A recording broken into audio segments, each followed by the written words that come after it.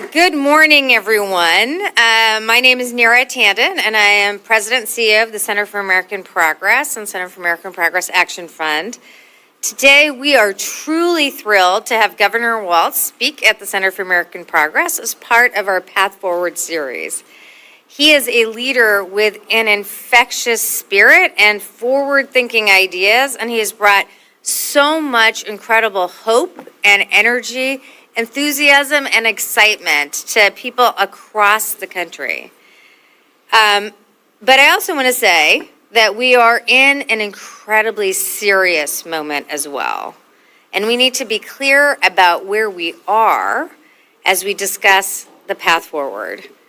So I do want to acknowledge that yesterday we witnessed federal agents tackle a United States senator to the ground for asking a question. He was tackled and then shackled, essentially, on the ground, on his knees. And that is truly the hallmark of an authoritarian government. Full stop. Senator Alex Padilla, duly elected by millions of Californians, went to a press conference with a cabinet secretary of which he has oversight responsibilities for, asked a question, and then basically was pushed to the ground. And that, to me, is a sense that we are crossing the Rubicon. And this obviously comes on top of the fact that the president has deployed the National Guard over the objections of the governor of California to the streets of Los Angeles. And even on top of that, he has now deployed Marines who are soldiers for war on the streets of Los Angeles. So, this is a crucial moment for all of us as a country. And that is why it is so crucial that we have leaders. Leaders, they are hurting so many people. And that's why his leadership is so crucial. I am incredibly honored that he is here today in this moment to speak not just about his view of the country and how we move forward as a country, but also to acknowledge where we are and what leadership is called for today. He has been doing that by going around the country, not just talking to Democrats, but going to town halls in Republican districts, in red states, and speaking truth to power. That is how we build for the future. That is how we take this moment where democracy is in the breach and build a united front in the country.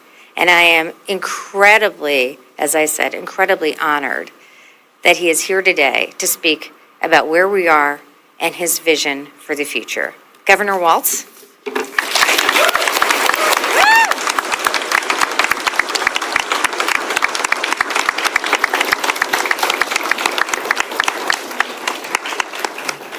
Thank you again for being here. I guess I would just ask you, how do you see where we are? What do you see about what do you think of these events of the last week? Well, good to have you all here. Some of you are runners, you might know this feeling I'm in. You know, the day after a marathon, you both feel really great and you're about ready to die. Yesterday, I spent 8 hours in front of the House Oversight Committee, which needs to be a Netflix series, by the way. It is the most bizarre group of folks together in the interaction. But the irony of it was, and again, trying to find humor in moments of real tragedy is something. It was during that hearing, which was supposedly on sanctuary states. I was there with Governor Pritzker and Governor Hochul, and they were grilling us because we have committed, I guess, the incredible crime of treating people like human beings, and that was kind of our frame. And it was during that hearing that I heard about Senator Padilla. And so I've been saying it, and I am not prone to hyperbole. I am prone to like popping off a little bit, I know that. But, pretty like, I got to see the facts, I got to do all this. I believed all along we were marching towards authoritarianism, and people were telling me in December, you're overreacting, and I said the road to authoritarianism is littered with people telling you you're overreacting. Absolutely. And it has just been the steady state. I mean, this is so predictable. So I would say I think we're in a dangerous time. I think we're seeing it manifest itself. The institutions appear to somewhat be holding, certainly not the Congress. They are not holding. The courts are holding better than I might have anticipated, to be honest with you, even being an optimist. And I think, as Neera said, whether they're elected officials at the national level or below that, but just regular folks starting to stand up and make the case. And so it's, I've said this, we will get through this. We have to get through this, but I think we're kidding ourselves whistling past the graveyard if we don't think this is going to get worse before it gets better. I hate to say that, and some of you heard me say that maybe before. I remain eternal optimist because I've come through the fire of supervising the high school lunchroom. And this one, though, I'm telling you, we have to buckle up a bit. But look, I'm seeing it across the country. People are buckling up, and leaders, seeing Governor Newsom stand up is really, I think, hopeful.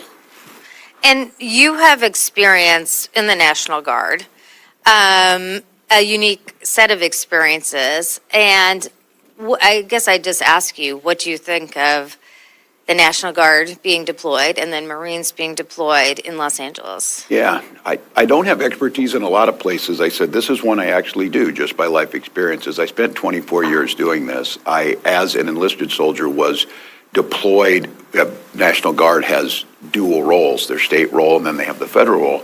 The governors are in charge of you when they put you into Title 32 status, and I have been mobilized for that for flood duties, tornado cleanup, security issues, and then have been mobilized under Title 10 to do missions overseas, which is a normal process in this.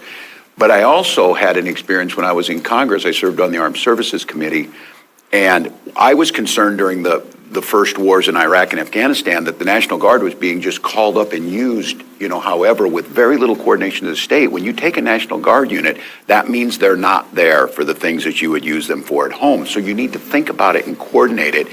And so as a member of Congress, I helped pass and create what was called the Council of Governors by law. And the Council of Governors was 10 governors appointed by the president, 5 Democrats, 5 Republicans, who worked with the Department of Defense, who worked with FEMA, who worked with the administration to coordinate how our National Guard interfaced and how emergency services interfaced.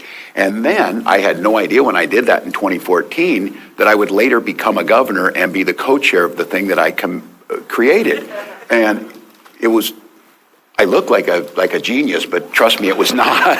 It was not Forrest Gump. And so I served in that, and I worked with it under, putting it in when President President Obama was there, was appointed, to it by President Trump the first time he was president. He had me be the co-chair. And then President Biden had me stay on as co-chair. And then President Trump fired me on January 21st this year. But the whole point of that is understanding how this works. And what you're seeing, while they go to historical reference points where LBJ used it in 65 or whatever, there's no analogy to how this is being used here. No request locally, no coordination locally, a federalization of the Guard. And the thing is about the Guard, they can be used in the civil inside the states without violating posse comitatus, but they are not a police force. They need to be accompanied with law enforcement. Law enforcement does law enforcement. National Guard does that. And some of them are helicopter pilots, some of them are tankers, some of them are supply sergeants. They do different jobs. So to expect this, you use them in emergencies, to expect them to be able to carry this out is a very dangerous situation for them and can be for the public if the coordination's not good. So I'll just have to tell you, just a gross overreach, and then we can get into it but the idea of federal troops on there, they didn't invoke the Insurrection Act, by the way. And I think I don't know why they didn't actually. And by the way, George Bush in Katrina used the Insurrection Act correctly. In Katrina, pretends, it's probably debatable, I guess, but to try and, in New Orleans, And then there was a fear that he was creepingly going to just continue to use it. So there was a pushback in Congress, and myself and Tom Davis, the Republican congressman from Virginia, reinstituted that, and we put the Insurrection Act back in, and now we're back again. So it's a dangerous time. It's an inappropriate use. I saw the courts put a stay on it, and then the appeals courts overturned it. Just unprecedented, dangerous, according to local officials who know best, totally unnecessary other than a provocative move. So, And what do you think people should do in this moment? people in general, Yeah, the public, all of us, leaders. yeah. Well, I think stay informed. I mean, I'm not telling you anything, it's not life coaching or whatever, but don't be doom scrolling through TikTok or whatever. That's not helpful at this point in time. Although all of mine are about dogs, so it is helpful in that regard. So the algorithm's working. I think it's continue to speak up, and the reason I am so concerned, the inability of the legislative branch, Article 1 of the Constitution, to take any of their authority and to capitulate is stunning to me. Why would you get elected if you didn't do that? You could maybe agree, and to see this gross overreach. What I think was important is seeing people speak up, and some of you have seen that study that said if 3.5% of the population speaks up, you'll see change or whatever. I could feel it out there when the past few months, I started going to these Republican districts after I saw the Republican leader tell them, don't go, don't do these town halls because you would have to defend cuts to Medicare, cuts to Social Security, and you're going to have these nasty clips that are going to be out there. That offended me on many levels. It offended me as a former member of Congress because I stood in those town halls in the summer of 2010 when the ACA was being debated and just got hammered. But I was proud to stand there because I was going to support the ACA and I voted for it. I think these town halls, going into these places, engaging people in non-traditional settings is the way to do it because, look, a lot of Democrats showed up for that. But a lot of independents showed up and some Republicans. And I did a town hall with Beto O'Rourke in Fort Bend, Texas, Deep Red, Texas or whatever. Huge crowd. And some of the people who showed up were anti-vaxxers. And one guy put out, his anti-vax stuff. I reminded him they had a measles outbreak. We had a little dialogue. But afterwards he said, well, I just wanted to talk to the congressman about this. I'm glad you came to do it. He didn't support me. He wasn't there for the same thing, but he was there to speak out. So I think there is this movement that the public discourse, the idea of free speech, the idea of petitioning your government, they're trying to basically criminalize that.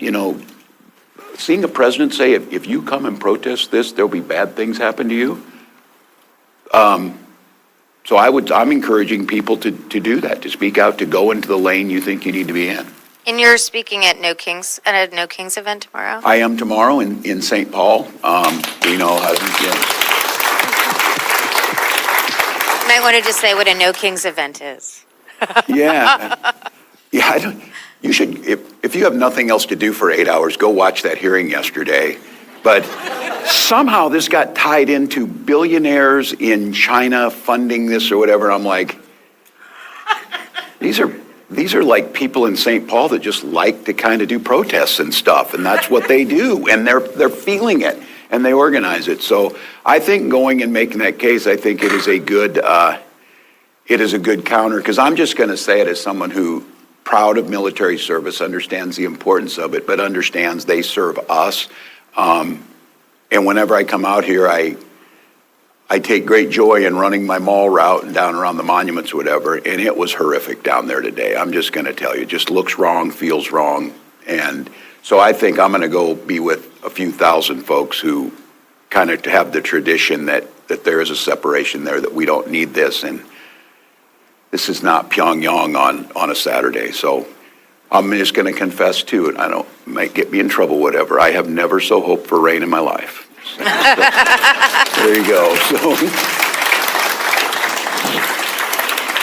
So, Governor, there's a lot of talk, I think, about, you just talked about Medicaid cuts and what's happening in reconciliation. And there's been a robust sort of debate amongst the center left about, focusing on democracy and at the expense of focusing on impact on real people of tariffs, Medicaid cuts, cuts to the Inflation Reduction Act. How do you see that debate? What's your take on what people on the broad center left should be doing in this moment? Look, I'm an all of the above people. Fill all the lanes. The one thing that Donald Trump can do is he sucks up so much oxygen, there's not a single person or event that can get that type of coverage. And I'm of the belief that we need people out there in all the lanes, whether they're doing new podcasts, whether they're doing large rallies like Bernie and AOC, whether they're doing town halls in Wheeling, West Virginia, things that we're all doing. And I'm just going to name this. I don't understand where the calculation, yes, the economy's horrible. And today, did you see that this was amazing? And I'm sure that the Trump supporters are once again going to show the wisdom and the vision that their president has, because he said, did you know there are immigrants here, undocumented, who've been working really hard on farms. And they're doing the work, and if they don't do that work, it's hurting our farms.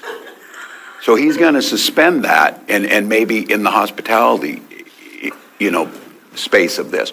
But my take, yes, we should be talking about that. We should be talking that prices haven't come down. We should be talking about the situation in Ukraine was not over on day one, and now we have an expansion that is incredibly dangerous in the Middle East because nothing has been achieved there. But my take on this is how can we then say, well, we're focusing on this, and there's basic human rights issues? Because I've been criticized for continuing to say we need to protect the trans community because they're coming for them. They're going, and it doesn't weaken the argument that the economy's bad. So and look, if that's my lane, then I think we should fill it. If there's another lane that is pushing back and giving an alternative, that should be filled. And it's one of the reasons why that I think every time they do a press conference, we need that press conference. And they try and make it all spooky. Those who know their history and things, the British with the shadow cabinet, the shadow government or whatever, we need to be making what the alternative is, which well, I think we may get to this. All of this is something, but that's all fine and dandy, but people voted for that. Now, how do we and what are we not doing why they didn't vote for us? And I would argue that the many weaknesses that Donald Trump has, the most glaring one is he is incompetent at governing, and we have to be competent at governing. We have to deliver policies that improve people's lives in the short run, not just the sugar highs of I'm going to deport, your neighbor or whatever it is. We have to show that, look, this improved quality of life. This made childcare more affordable. This made your school safer. This fixed the roads and bridges. And I'm a big believer that right now it's about competency and compassion being together. Everybody needs to fill these lanes with the message. And again, I don't think we choose between our core values, compassion, kindness, everybody being included, and highlighting that cutting Social Security is ridiculous, Medicaid's ridiculous, and here's the outcome. Great. So I'll follow up on that with, as we think through the path forward, you just went through a budget experience and passed things that are solving problems. You touched on this, but just to drill down, as you see, we believe very strongly in opposing what the Trump administration is doing, but also building an alternative agenda to give people a choice between two visions of change. How do you see that, given your experience in Minnesota just this week? And how would you, if people ask you what we should do going forward, what's your answer? Yeah, we passed a budget at 2 a.m. on Tuesday night. Our session ended May 19th, our regular session. We don't have full-time legislators. Our fiscal year budget starts July 1st, so we were moving towards shutdown. We were moving towards layoff notices when, you get into this.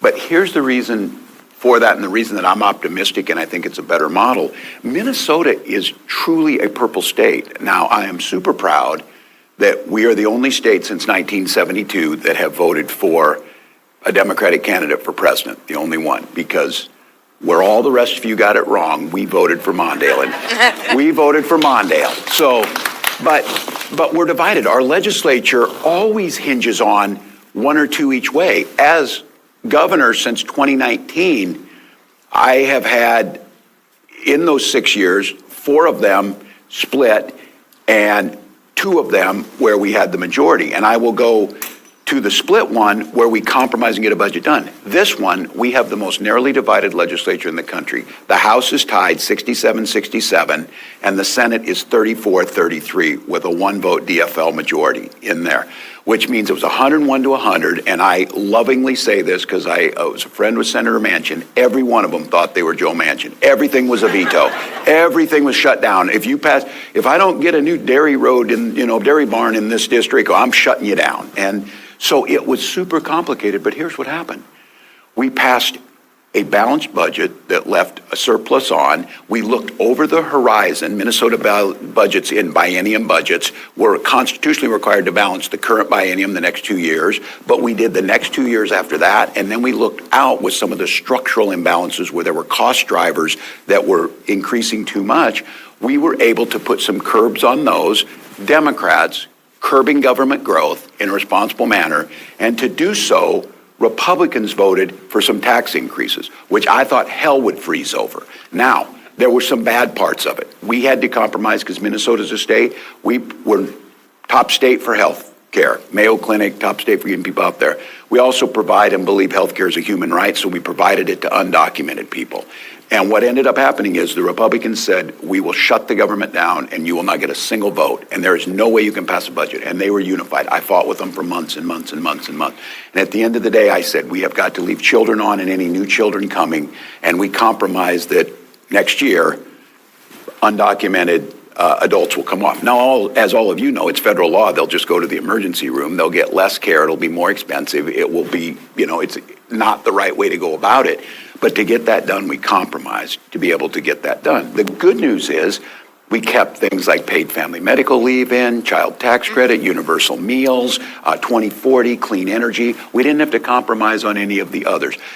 Tough vote, angry, had to compromise with Republicans because Democratic legislators would not vote for it because of that move. And that's part of the process.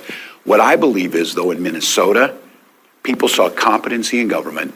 They saw us compromising without compromising our values, and they see things that are improving the economy, improving their lives, and making a difference. It feels right now there's a hunger. While we did go into a special session for a couple weeks, pretty normal. 4 legislative leaders come out there, Democrats and Republicans, praise each other for working together with good intentions, passed a good budget, and now for me, I don't have to see them again until February next year, which is a good thing. So then we go on. But I will say this, I think it's important for Democrats. When we did get a 1-vote majority, it flips back and forth. When we did get a 1-vote majority in 2022, in the 23 session, we just basically passed the New Deal. We did everything. We even got rid of our racist flag and created a new flag. We just cleared the House, and I think that's something that's been missing when we're in there. It doesn't mean we're disrespecting the Republicans. It means we've been compromising on you and holding this state back because we compromised. We're not going to hold back anymore. We're going to pass all this stuff. Because trust me, Donald Trump has just showing you what happens when they get full control. They'll go as far as they can possibly go. I've been arguing we have to go as far as we can possibly go when we get the chance. And let's just talk about some of the things you passed in 2022 and then also were able to hold this year. As people are thinking about cost of living, there are a range of issues that you champion, child care, paid parental leave, other issues. Just give us a sense of that. Yeah, the one I'm most proud of is child tax credit. Minnesota has always been a top 5 state for the lowest childhood poverty. But during COVID and the things the Biden-Harris administration did was they extended the child tax credit, which we saw the biggest drop in childhood poverty in history happen during those years because we put money back into people's pockets. In Minnesota, we passed the most expansive one in the country, $1,750, no limit on the number of children, and we passed it so that you can get it ahead of time. You don't have to file taxes at the end because many of these people don't. What we saw is about a third reduction in childhood poverty. We'll have the lowest rate. We coupled that with universal breakfast and lunches at school, which, by the way, after doing that and expanding early childhood education and scholarships, We just saw this year when we announced our graduation numbers, the highest graduation rates we've seen in state history. Isn't that amazing? If kids are stable, they have food. And we're now a top state for business. This is where Democrats need to. We take care of people, but it's okay to take care of people to help grow the economy. It's okay for people and businesses to be successful. Just pay your taxes, pay your fair share. And I'm proud of this. We keep hearing that. Well, Minnesota's a high-tax state. You know what Minnesota does rank first in taxes? We are the most progressive and fairest state, which means if you make less than a certain amount of money, like $75,000, you will pay less taxes than you would in Florida because they just hide it. They tax you for clothes. They tax you for everything else. It's more expensive. So we do have a progressive tax rate, and what that's done is it's been able to grow the economy, and now we're a top 10 state for business development. We're fifth, I believe, in Fortune 500s per capita that are there because we've created a headquarters economy that people know. Guess why people move to places? Not because it's 40 below sometimes, which it is. They move there because they've got good schools, safe neighborhoods. They've got now 12 weeks paid family and medical leave. They've got earned safe and sick time. And we're a state that we set 2040 as carbon-free electricity generating, and everybody says you'll never make it. They're right. We're not going to make it. We're going to make it in 2035. So it moved up. Now all of a sudden, think about that. When we talk about clean energy, yeah, I said that the problem we have with issues like homelessness and clean energy, we set, and this is good, aspirational goals, but no one truly believes we're going to get there. Now all of a sudden, when we talk about we're going to have 100% carbon-free energy, electricity in Minnesota, now it's 10 years away where it seems reasonable to be able to do that. We did the same thing around homelessness. We're going to become, I believe, the fourth state or fifth state that will totally eliminate veterans' homelessness. We're down to 211 veterans, I think. We know who they are. We track them. But there's a model there for all homelessness that the first and foremost is all 211 of those have a name and we know who they are. And veterans, the advantage with veterans homelessness is they come with services. They get health care, they have a stipend for housing potentially and all that. If you apply that then to others, you start to tackle that issue. And again, none of these things are radical. And it's really interesting to me that the business community is like, oh, we have a healthy, happy, well-educated population. That works better.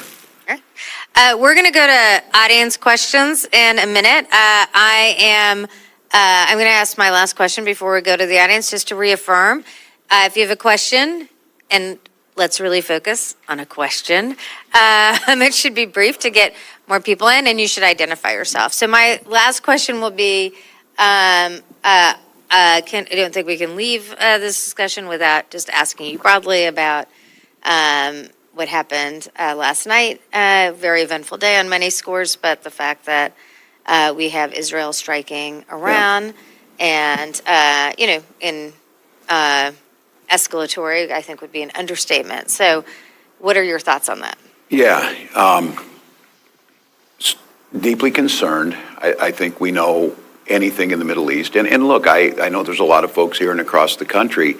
The situation in Gaza is intolerable, and it became a central focus in the campaign, and I would say rightfully so. Human rights issues, how we're going to try and attempt to get a two-state solution where we can allow folks to live peacefully and coexist and have their own self-control or self-determination.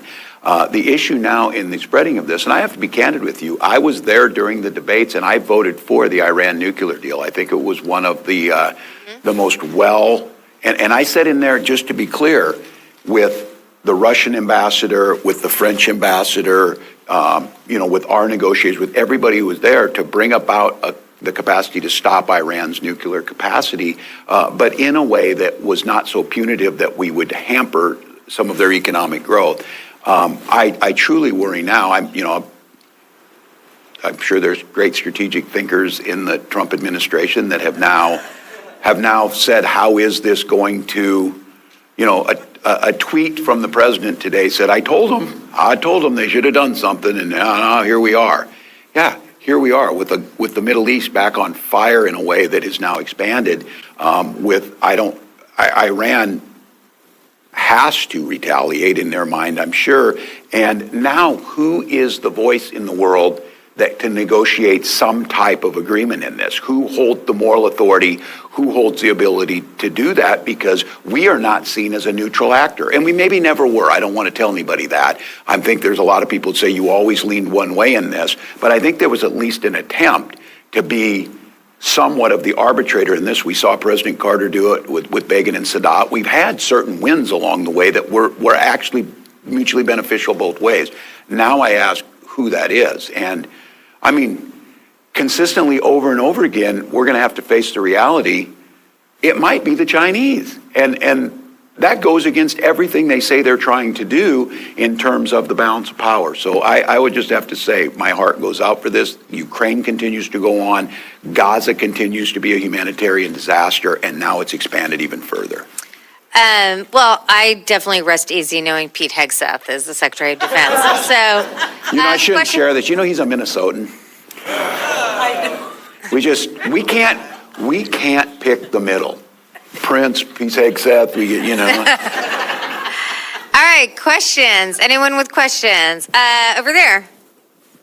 Again, if you'll identify yourself. Hi, my name's Rachel DeWitt. I work for Ocean Conservancy, and just wanted to say thank you for always finding common ground and continuing to speak across the aisle. It's something that our organization does, but it's becoming increasingly difficult as we watch votes get taken that are taking funding away, undoing the IRA, that sort of thing. So my question is, how do we continue to find that common ground?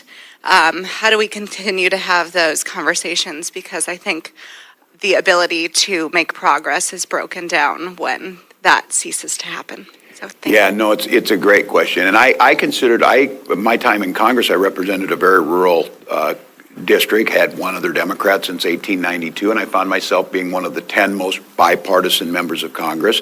I had my values, but I was trying to make sure where we found common ground. I'm very proud in Minnesota that through the negotiations behind closed doors, there was a cordialness that I had not experienced for quite a few years. And yesterday, there was glimpses of it.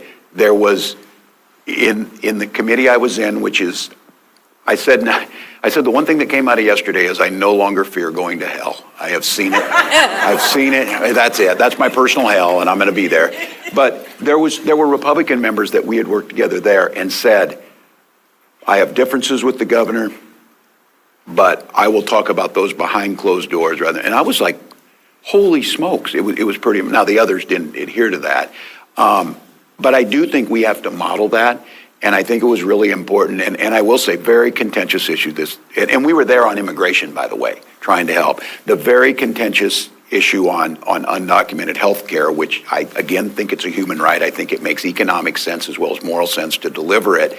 But the Republicans weren't going to get it, and the Republican leadership understood that they weren't going to be able to get the votes. But I will say this, in Minnesota, at least several approached it with compassion, and I would argue that's why we still have children staying on it, and they conceded that new children could come on, which I thought was a big concession because their whole argument was this is a magnet for illegal immigration, why people are coming here, and they left in place that new children could come.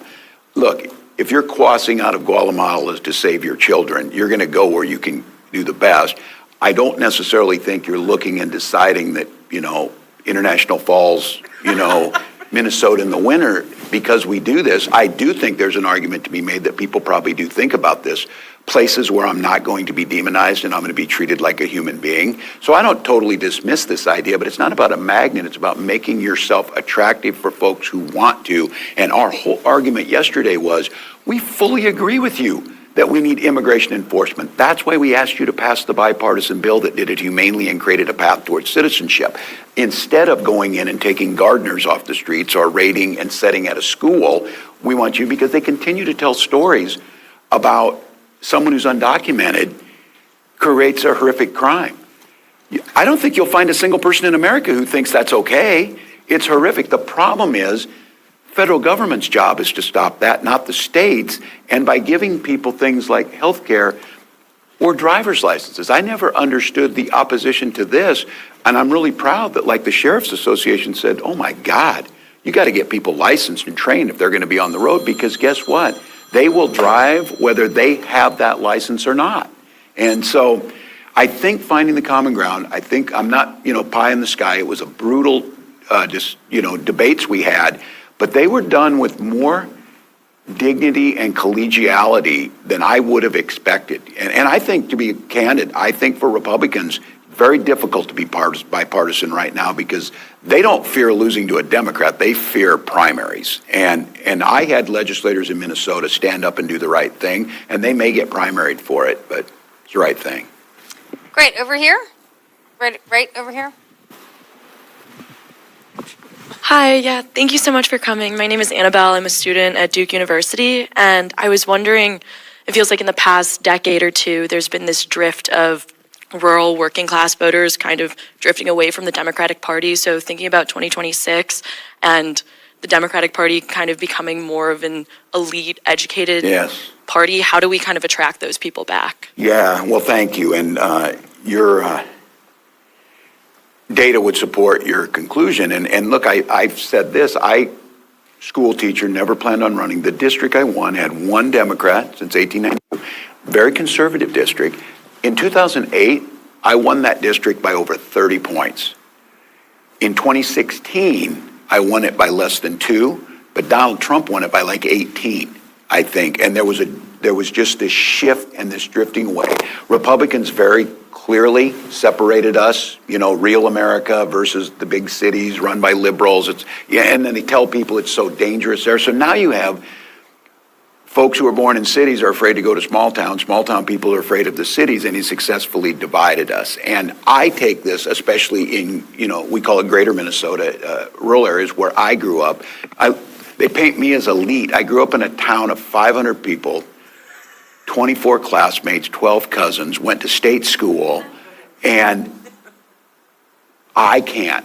They don't see me. They sided with the billionaires, which I think is history's going to write about this, how middle class and working class folks believe that the problem was other poorer folks or poorer than them that caused this, rather than a massive shift of wealth, unprecedented in human history, just simply asking for a fairness that would truly benefit folks. We have got to make it clear, like when I was growing up, you knew this. Democratic Party, oh yeah, they're the labor folks and the workers. Republican Party, they're the country club and the business owners. Not a total, certainly it's a little overgeneralization, but not too bad. Now when they asked a woman down in Georgia, how did you describe the Democratic Party? And she said, deer in the headlights. And she's probably not such a bad one. So I think for us, it's delivering on those middle class things, showing that we can competently and compassionately govern, getting results. And I do think there's a little bit of this, and I'm taking a little heat over it. I think the Republicans have capitalized and taken our kindness for weakness, and there has to be a little more of standing up. That's why I think, and it's not like, their thing. I had this like 7-foot dude who's he's like a retired professional wrestler, challenged me to a fight. And I'm like, no, But what I mean being tougher is what we need to do is, like you saw Governors Pritzker and Hochul stand up and say, yes, we protect those less fortunate in New York and Illinois, and we're not going to let you bully them. We will stand there. That's what I mean. I think there needs to be a more robust Democratic Party, and I don't think always sternly worded letters get it done. And so that's why I'm convinced we got to everybody's got to do what they can do, but they've taken this weird, almost physical strength thing with, UFC wrestling, all this kind of stuff. We have to have a robust strength of morals, values, sticking up for those less fortunate. That's why I think it's a mistake to focus just on economics and allow trans children to get bullied or something. I think they have to go in we look weak if we don't do it. So, great question. We're going to go to an online, because I do want to say we have tons of people online. I did want to specifically follow up on this question because I wanted to kind of delve into part of your answer, in which you said, this is kind of a crazy con, right? That, where people have been convinced. And I guess one question I have for you is, if you step back and look at the policies of the first 5 months, when you combine the tariffs and the reconciliation package. Just to nerd out here, if you look at the distribution, this is a set of policies that tax working class people in losing their health care, and working class people will bear the burden of the tariffs disproportionately. When costs go up, they pay for it. And the tax cuts are obviously very skewed to the wealthy. So I also think in this And all the moment- services shrink. Yes, and 16 million people will not have health insurance that would otherwise have it after this reconciliation package if it passes.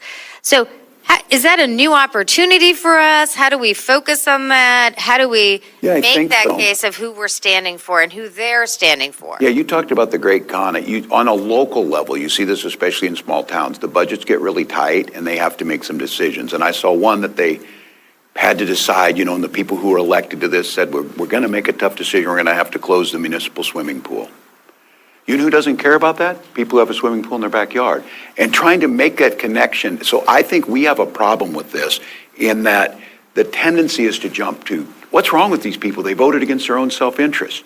I approach it as a teacher a little bit. When I would teach a lesson and half the class wouldn't get it, I didn't just jump to the conclusion half the class wasn't very smart. I assumed that they don't learn the same way. Maybe they were auditory learners. Maybe they were kinesthetic learners. Maybe there was a different intelligence at work, and I might have to differentiate how I'm delivering that lesson. I'll make the argument that I think the Democrats look for a quick message or whatever to teach to one group and get it fixed. Our message has to be more diverse. You can't just say they voted against their own self-interest because they're telling us for some reason something in there motivated them to do that. But I don't think we can let it stand because that is a highly unpopular bill. Like in my state, I partnered with the largest hospitals. I partnered with advocacy groups. I partnered with AARP. I partnered with Children's Defense, all of these groups. And we went out there and just laid it out in a nonpartisan manner. And what came out of that was Republican legislators sent a letter to Republicans in Congress and said, don't vote for this. It'll hurt our communities. Reconciliation bill. Correct. Yes. Correct. And now all of a sudden you have a change of dynamics where it's becoming much more personal. And now Democrats need to seize upon what would we do about that. And I think the immigration debate is a good one on this. I believe we lead with our hearts, we lead with compassion, but we let them own that issue. And it was fascinating yesterday that I think the three of us, the governors of New York, Illinois, and myself, making the case, we comply with federal law. If someone is arrested and convicted, and they're a convicted felon, before they are released, we call DHS. That doesn't make us horrible people. That has us following federal law. But what we don't do is, when someone has not had due process yet, we don't call ICE, we don't call DHS because they haven't gone through the process yet. And if we do call DHS and they don't come, we're not going to hold them forever waiting for you to come because they've gone through their due process. They've served whatever they needed to do in Minnesota. And so I think as Democrats, striking a balance between doing immigration according to the law and keeping our humanitarian values in place shows that we do care. Because the whole thing yesterday was telling these horrific, heartbreaking stories about crimes that were committed against people. All of us hate that. We need to seize that moment back, but then to highlight what Donald Trump so eloquently did today in saying, some of these people are good people and probably should stay here and work and we should make them citizens. It's really? We've been saying it, but here's my thing is, he's a master at this. That message is going to be well received. It's going to be well received in communities like mine that have a lot of protein processing plants, where we have a lot of first-generation folks working at Hormel and JBS and Jenny O. That's going to be well received all of a sudden that, you know what? He's going to create a path to citizenship. So, he won't do it, though, by the way, just to be clear. He will not do it, but the message is out there. I'm not losing sleep over Donald Trump creating a path to citizenship, but I hear you. Online, we have an online question. There's a question from Jonathan online. If the president succeeds in cutting research funds as deeply as requested, can the U.S. innovation economy survive and recover? No is the answer on that. And I say this, I'll be going to Boston on Monday where they have the biotech conference, many knows. My competition for biomedical, Medical Alley is between the Twin Cities, Mayo Clinic, Medtronic, 3M, Ecolab, and Boston, which Boston Scientific, by the way, is in Minnesota, just so you all know.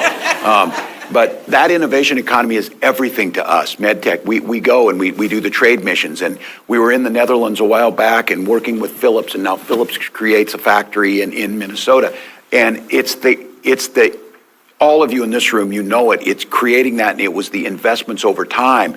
At the core of all that is the University of Minnesota and the research dollars and the federal government. 3M, Minnesota Mining Materials came right out of the University of Minnesota, as many do.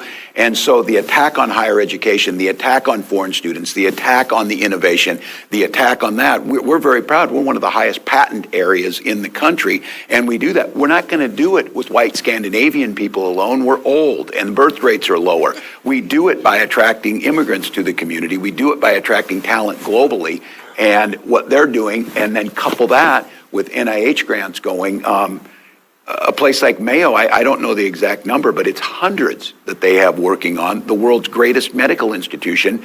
And while they have resources to do some of it, states and Mayo alone can't do it without the federal government. And so, yes, it's going to have catastrophic. I don't see any way if we close our doors. I just saw, somebody correct me if I'm wrong on this, I just saw that the entire governing board of Fulbright resigned. Is that correct? Yeah. Well, there you go. That'll work out well. So. And then the targeting of the universities as well. Absolutely. Question here? And just identify yourself. Hi, my name is Eli Goldstein. I'm a student at American University here in D.C. Thank you for coming. My question is, currently there's a lot of debate about abundance versus populism. Do we start cursing? What do we do to all these focus groups on how to talk to people? How would you suggest talking to young people to get them back on the things? We saw a 40-point shift towards Trump. Harrison, you still won by a lot, but Yeah. how do we, and just versus the whole, how about you, what's your position on all these different strategies that are being focus grouped and all these other weird strategies that I don't think is going to work, but what is your position? No, And do you maybe support focus grouping everything is do you the support problem. the whole idea that politicians should start cursing, and how do we develop that with professionalism that politicians should have? Well, it's a great question, and I didn't take it personally on the cursing and stuff.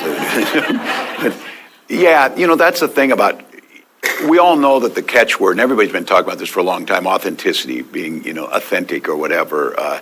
I don't totally dismiss this idea. I think research matters. I think understanding where people are coming from, but I don't think you're going to find a quick answer in that. My son, who, by the way, graduated from high school this last week, so we're super happy. Happy with him. He told me, he said, Dad, a lot of, especially young men, he said, they're not really voting on the policies. They're voting because it's just kind of fun on the other side. And it's I'm not telling you that we should turn our politics into a circus, but the circus is working a little bit on the other side to a certain degree. We have to have a reason to pull people in. We have to have a reason. And I think the argument I've made is what Donald Trump was so successful as is that he understands in a more impersonal society, a society that's disconnected more than connected by technology, he understood kind of that sense of being part of something. And I always, as a high school coach, I didn't care. I wanted him to play football, but I also did the plays, and we also wanted him to be in concert choir and speech and debate. Anything that kept somebody involved in their community. High schools are a microcosm of what our communities and society look like, and people want to be something. We lost a lot of people. I think a lot of young men in this disconnect or whatever are trying to find a home.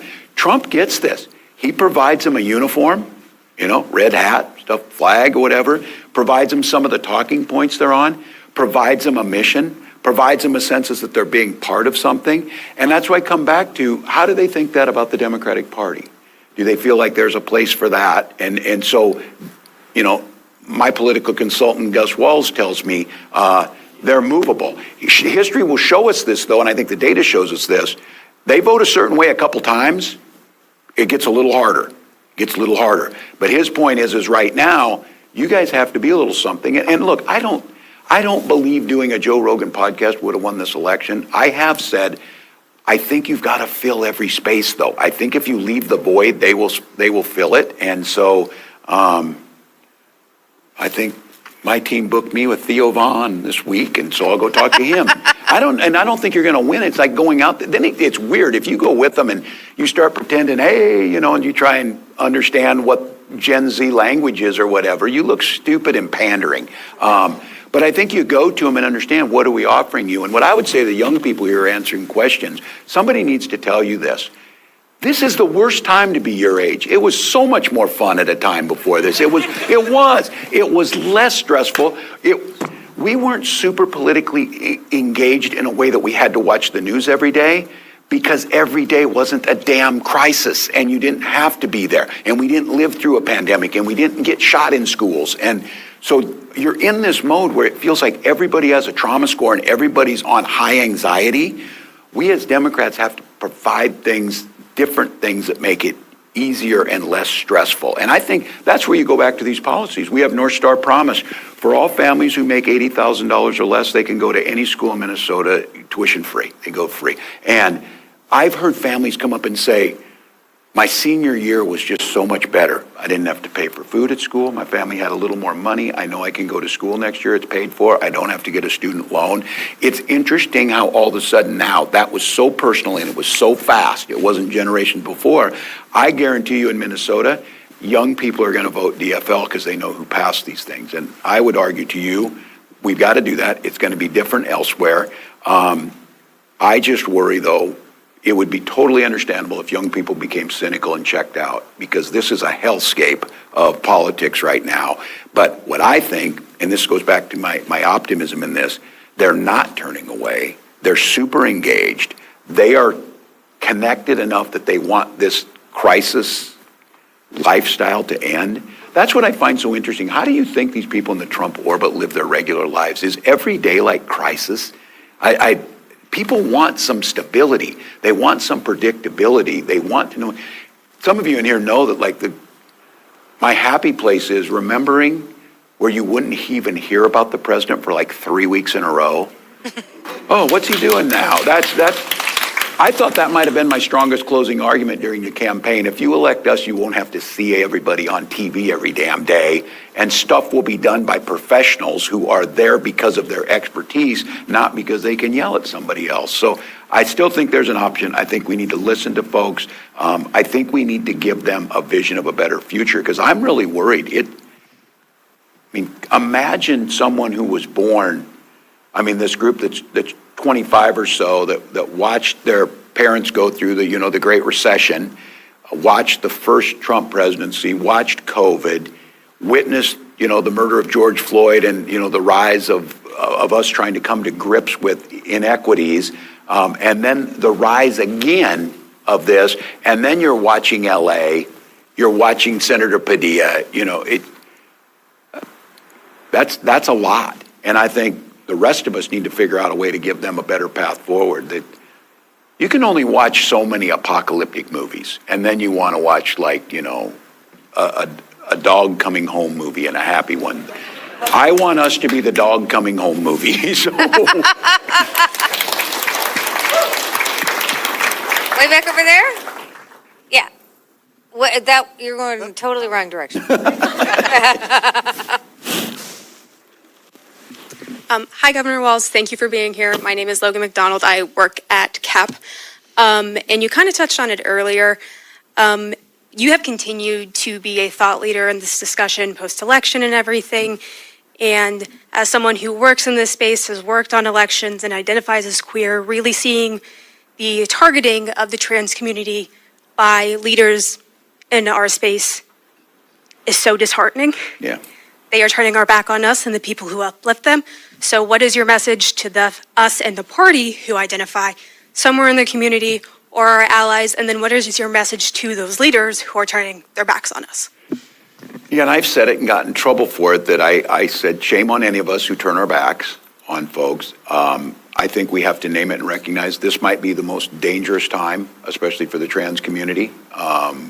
Dangerous in terms of just the mental health challenges that are on that. We know that the suicide rates are much higher, but violence amongst. And then those who will say you focus too much on this, and look, that ad that Donald Trump did was despicable, but I myself think, because the target group he was going for, every football game I watched on Sunday afternoon, if I could catch one, was on there. Donald Trump's for you, they for their, them. And I always approach this, the basic humanity of it, but I still think the best message on this is the queer and trans community just want to live their lives and be left alone. And it goes back to me not being flippant and saying, how difficult is it just to mind your business, they'll mind theirs.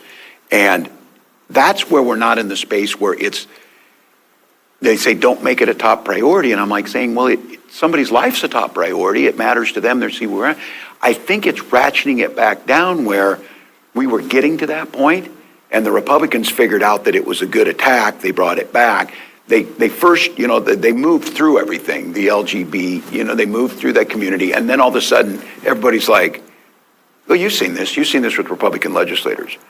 Well, my niece is a lesbian, so I'm okay with it now. It takes back coming into the family. Well, it became more, people saw it. I think they saw the trans community because of the smaller number as an opportunity to attack. So I think for us is to first recognize it's a dangerous time. I think it's beholden to states that can to create all the safety net they can, both legally, policy-wise, help, everything else.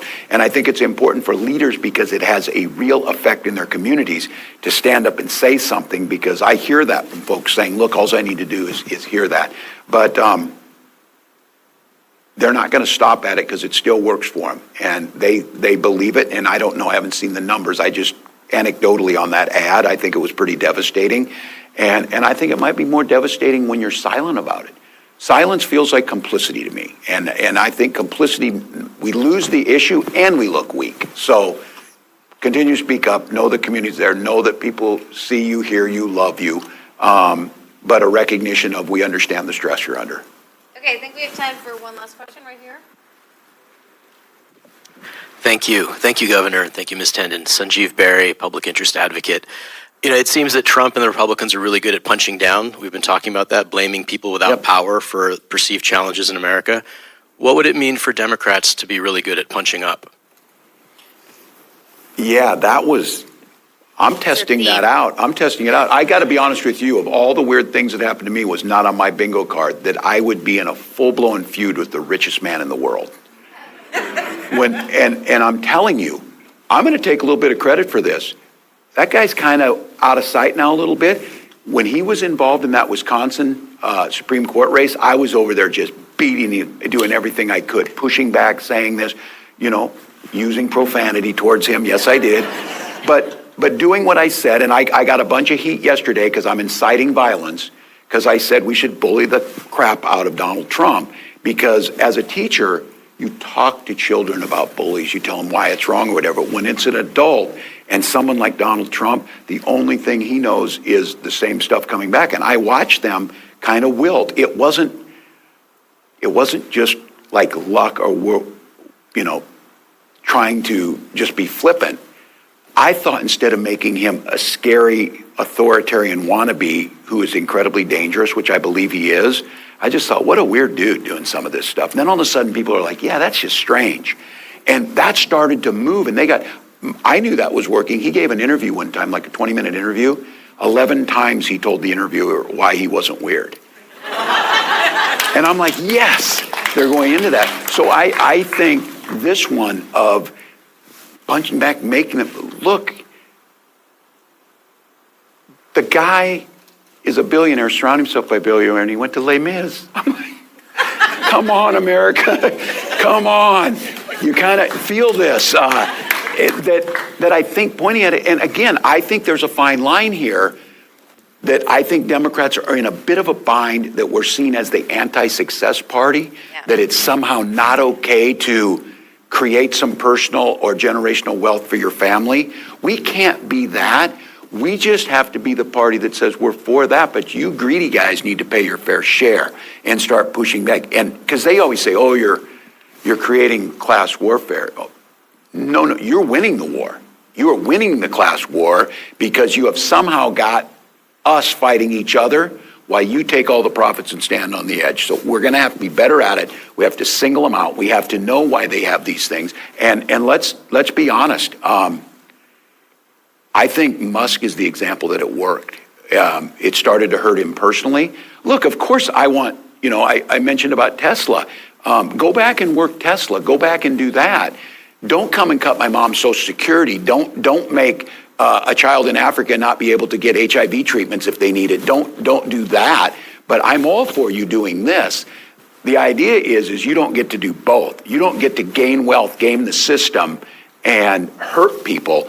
And I think that was a successful one where it started to hurt financially. It started to make an impact. He started to get the blowback and driving the wedge. So I think at the end of the day, again, people smarter than me know this. This transfer of wealth is really at the key to most of these problems that has gone on there. I think Senator Sanders has been highlighting that, but we have to bring it down to a level that makes more sense to people. They feel it more, and it doesn't feel like we're against success in general. We're just against greedy gaming the system people. So Excellent. That's a great way to end. Really great conversation. good to see you. It's great to see you. Thank you so much. Thank you so much, Governor Walz, and thank you. Let's give him another round for standing up in this moment. Thank you all. You're the best. You're the best. Thanks, folks.